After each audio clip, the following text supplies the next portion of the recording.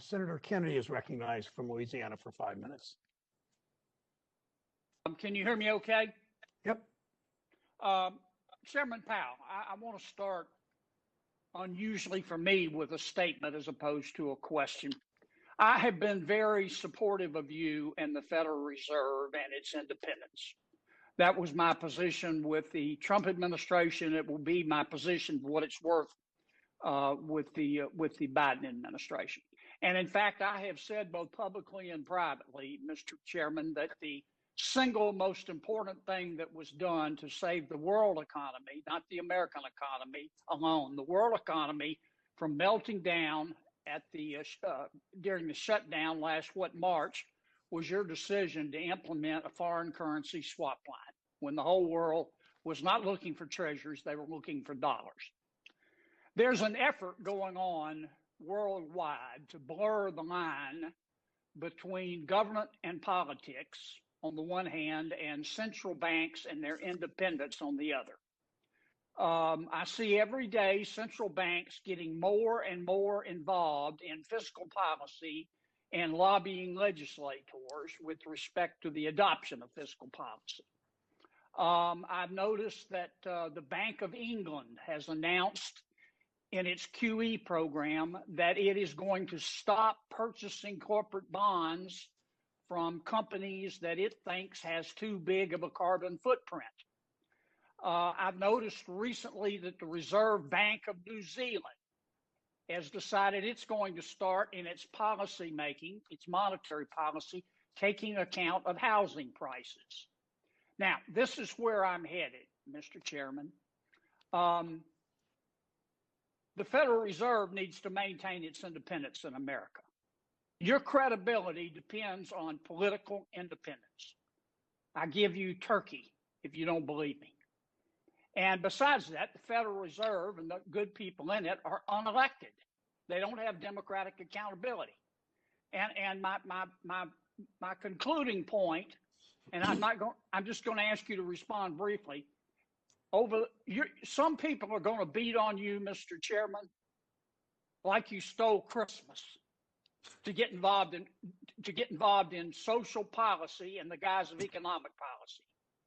And for the long-term health of the Federal Reserve, you need to resist that.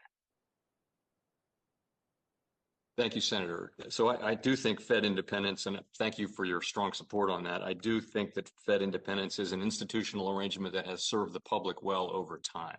And I am strongly committed to continuing it. I also would agree that getting off of our home base and straying from our mandate is something that will put independence at risk over the long term, because we have this precious independence because we have a limited mandate and we stick to it. If we're going to be playing on every issue, then the case for our independence weakens. We should have as little, there should be very few examples of independent agencies that aren't part of the administration. And you're one of them, Mr. Chairman. And I apologize for cutting you off, but I want to stay within my time, and I need to ask Secretary Yellen a question. Secretary Yellen, the Biden administration's plan, and it is your plan, to require the IMF to issue $1 trillion of these SDRs, new SDRs, is going to cost the American taxpayer about $180 billion. Now, your reason for doing that is a good reason. You say you want to help poor countries. But you and I both know that only about 10% of that money is going to go to poor countries. It's not going to help poor countries. It's going to help if they cash in their SDRs. It's going to help China. It's going to help Russia. It's going to help Venezuela. And besides that, under your plan, you're intentionally splitting the plan into two tranches of $500 billion each to avoid having to come before Congress. And I don't understand why it is efficient to charge the American taxpayer $180 billion, all of which we have to borrow, and you say you're doing it to help poor countries, and only 10% is going to poor countries, and even more is going to Russia and to China. I'm sorry, it's not going to cost the taxpayer $180 billion. Sure it is. You're going to have to borrow the money. You don't have the money sitting in a checking account. The IMF. They're going to redeem those SDRs, not just the poor countries, but China. There are many countries that can provide hard currencies in return for SDRs, including the United States. If the United States does agree to provide SDRs, it will have to issue treasury bills or debt to do it, but it will also I rest my case. I'm sorry, but it will also earn interest on any amounts that it converts on behalf of other countries, and it will be essentially a wash. But the money will never be paid back. And it will pay. It does.